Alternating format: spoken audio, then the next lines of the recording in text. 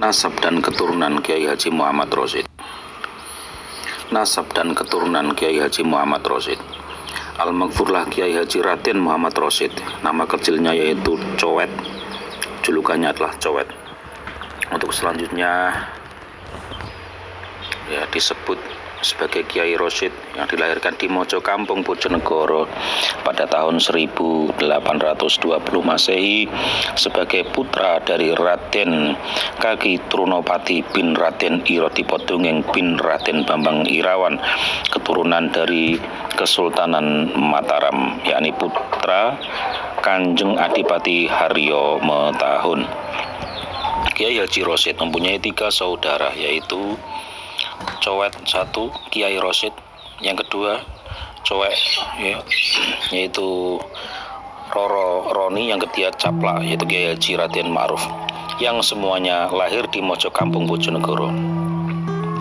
Beberapa setelah menyelesaikan pelajarannya di pondok, pada tahun 1850 Kiai Rosyid menikah di Sukorejo Bojonegoro dengan seorang putra, Roro Khofiah, putri pasangan Raden Sentiko dengan Roro Tani binti Singojoyo bin Singonoyo bin Walijoko dari Kendal, Jawa Tengah. Meskipun pernikahan tersebut kurang disetujui oleh Raden Sentiko, yang memang dari semula kurang menyukai profil seorang santri, namun karena direstui oleh Roro Tani sebagai ibu mempelai putri, yang justru sangat menginginkan putrinya dipersunting oleh seorang santri yang alim, maka pernikahan tersebut berlangsung juga. Setelah menikah, pasangan pengantin Kiai Rosyid tetap tinggal bersama di rumah mertuanya di Sukorejo Bojonegoro sampai saat Roro Khofiah hamil 2 bulan. Selama tinggal di rumah mertua, Kiai Rosyid tetap rajin dan setia membantu semua pekerjaan dari mertuanya.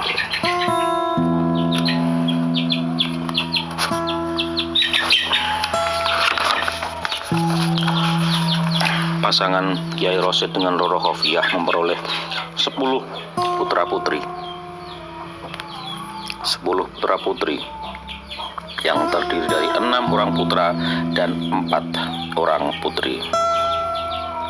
Selain dengan Roro Khofiah, Kiai Rosyid juga menikah lagi dengan Komiah, seorang janda lurah Sandung, yang konon karena wasiat almarhum suaminya yang menyatakan keinginan agar istrinya kelak dinikahi oleh Kiai Rosyid demi kelangsungan pendidikan agama bagi putra-putranya.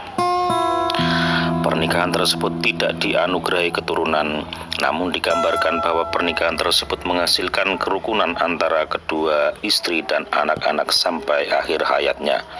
Setelah wafat, Eyang Komiah juga dimakamkan di pemakaman Kendal di samping Kiai Rosyid. Semasa kanak-kanak, Kiai Rosyid belajar mengaji di rumah sendiri di bawah bimbingan ayahnya yang juga seorang kiai.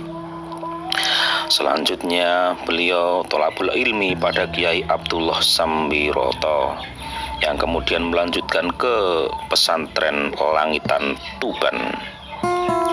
Setelah dewasa, Kiai Rosyid melanjutkan memperdalam ilmu agamanya pada ulama-ulama besar, yang akhirnya sampai di Bonang, Rembang, dan di sana sempat berguru pada ulama besar, murid Sunan Bonang hingga bertahun-tahun. Dari sana Kiai Rosyid kembali ke Bojonegoro dengan berjalan kaki melewati Lasem, Jatirogo, Bangilan, Sembung, sampai akhirnya tiba di Bojonegoro kembali dan tinggal bersama orang tuanya di Mojo Kampung. Menurut cerita, di rute yang dilewati Kiai Rosyid antara Rembang dan Bojonegoro tersebut, kemudian oleh pemerintah Hindia Belanda dibangun jalan kereta api pada tahun 1911.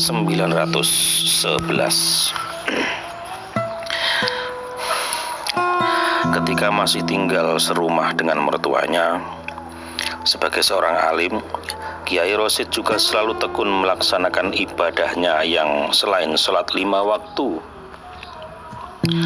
Kiai Rosyid juga melakukan sholat-sholat sunnah, utamanya sholatul lail atau sholat malam, kemudian mengaji Al-Quran, mutolaah kitab-kitab dan lain-lain. Yang demikian mengakibatkan Kiai Rosyid setiap batal harus mengambil wudhu lagi. Setiap batal wudhu. Mengetahui tingkah laku Kiai Rosyid tersebut, ya, ayah mertuanya ini kurang begitu suka, yaitu Raden Sentiko yang memang sejak semula bersikap a priori terhadap santri. Kemudian sampai hati menaruh kotoran anjing di tempat yang digunakan untuk wudhu Kiai Rosyid, sambil berkata, "Aku gregetan ndelok Rosyid, wong kok cipik-cipik koyo bebek. Nek tak kena nora ben kapok. Nek tak ngene ora ben kapok." Dikai kotoran anjing. Ya, yang artinya saya jengkel melihat Muhammad Rosyid, orang kok suka bermain air seperti itik. Kalau begini kan biar jerah, ya dikasih kotoran anjing. Bahkan tidak cukup yang demikian itu saja, tidak cukup sampai di situ ya, sang mertua terhadap menantunya. Ya, Raden Sentiko sampai hati mengusir sang menantu untuk pergi dari rumahnya. Akhirnya pada suatu tengah malam yang gelap gulita di bawah hujan lebat, Kiai Rosyid pergi dari rumah mertuanya. Sebelum berangkat, beliau bertanya dulu kepada istrinya, apakah mau mengikutinya atau tetap tinggal di rumah orang tuanya. Roro Hofiah sebagai istri yang setia secara spontan menjawab bahwa ia akan mengikuti suaminya dengan segala resiko. Setelah mempertimbangkan dengan matang dan memperoleh restu dari ibunya, Roro Hofiah berangkat mengikuti Kiai Rosyid sebagai suaminya, dan hanya dibekali oleh ibunya dengan 2 tompok arak itu nasi yang sudah kering itu. Beliau berdua berjalan kaki siang malam melewati hutan-hutan lebat yang akhirnya tiba di suatu tempat yang kemudian dikenal dengan Ngerayut atau Kedung Rejo. Di desa inilah kemudian Kiai Rosyid bermukim sampai dikaruniai 2 orang putra, yaitu Kiai Haji Muhammad Soleh dan Haji Fadil. Di pemukiman yang baru inilah Kiai Rosyid segera menyingsingkan lengan baju, berjuang berdakwah menyebarkan agama Islam dengan mendirikan pondok pesantren, dan waktu itu sudah memiliki santri meskipun belum banyak. Setelah berjalan beberapa waktu, suatu ketika kepala desa Sumber Telaseh, atau waktu itu namanya masih Lurah Sandung ya, dan Lurah Ngumpak Dalem, menyatakan keinginannya kepada Kiai Rosyid bahwa keduanya menginginkan di desanya masing-masing untuk dibangun pesantren juga. Waktu itu di kedua desa tersebut memang belum banyak santri ya, apalagi kiai.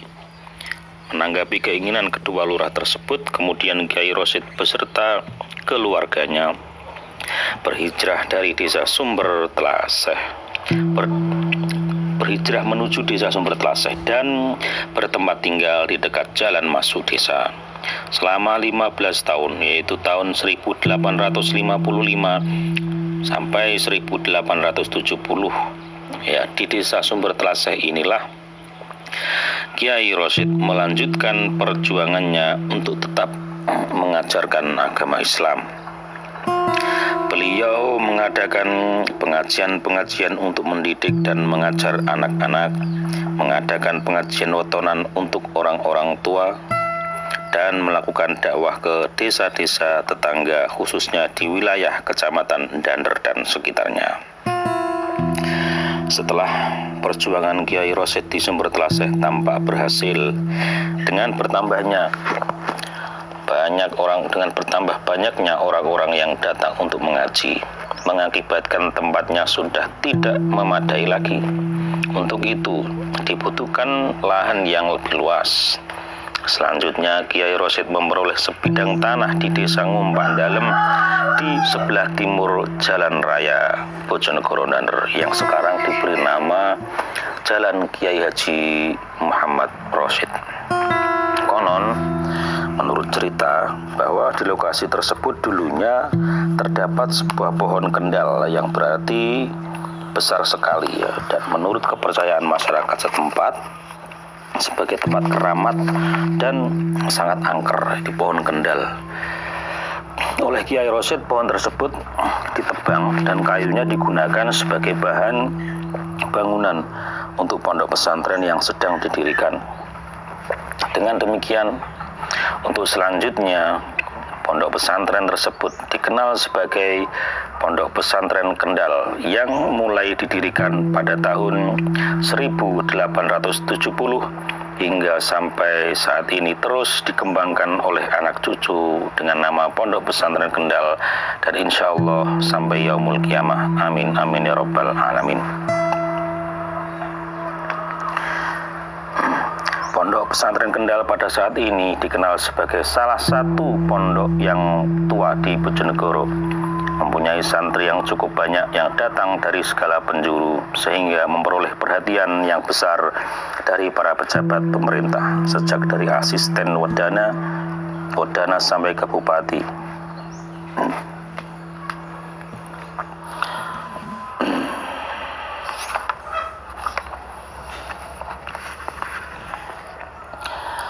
Hal tersebut antara lain terbukti dari putra Kiai Rosid yang tertua, yaitu Kiai Muhammad Soleh, diangkat oleh Bupati Tuban menjadi penghulu di Tuban, yang kemudian hari juga digantikan oleh putranya, yaitu Kiai Haji Mustain.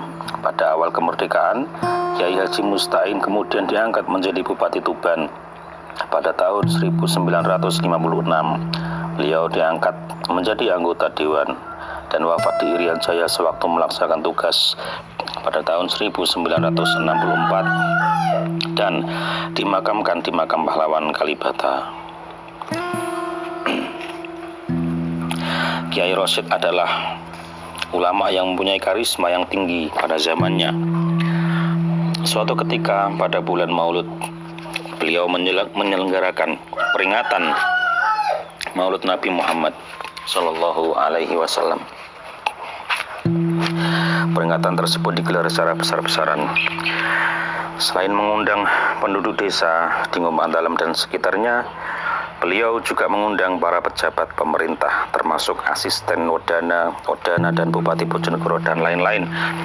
Dan tidak lupa juga para lurah yang satu diantaranya adalah mertuanya sendiri, yaitu Raden Sentiko, yang dulu pernah mengusirnya.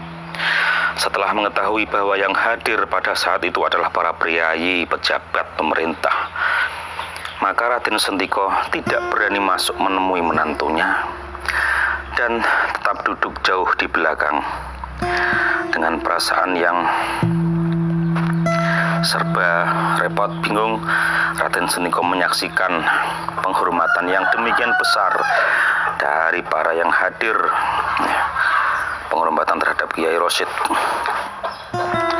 Di saat yang lain juga dalam bulan Maulud, Lurah Sandung atau Lurah Sumber Telaseh yang dulu memboyong Kiai Rosid dari Desa Ngerayut juga mengadakan perayaan Maulid Nabi di rumahnya dengan mengundang para lurah, termasuk Lurah Raden Sentiko yang merupakan mertua dari Kiai Rosid. Tampak terheran-heran menyaksikan betapa semua yang hadir telah memberikan penghormatan yang demikian besar. Dengan berdirinya dari duduknya, sewaktu Kiai Rosid bersama beberapa orang santri yang demikian besar, dengan berdiri dari duduknya, semua berdiri menyambut Kiai Rosid. Sewaktu Kiai Rosid bersama beberapa orang santrinya yang datang belakangan memasuki ruangan, masing-masing saling berebut memberikan salamnya pada Kiai Rosid, dan setelah beliau duduk, baru yang lain ikut duduk kembali. Setelah mengetahui betapa besar penghormatan yang diberikan oleh masyarakat kepada Kiai Rosid, rupanya Lurah Sentiko timbul perasaan heran dan iri karena Kiai Rosyid yang jauh lebih muda memperoleh penghormatan yang demikian besar. Sedangkan dia yang lebih tua belum pernah memperoleh penghormatan yang demikian. Perasaan tersebut selalu menghantui Lurah Sentiko yang merupakan mertua dari Kiai Rosyid dan menjadikan beliau termenung memikirkan hal tersebut.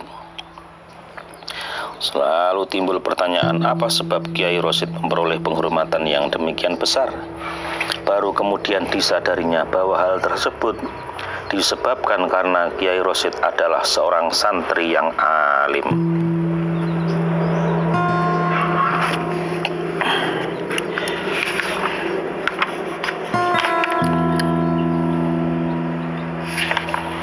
Kiai Rosyid wafat pada tahun 1905.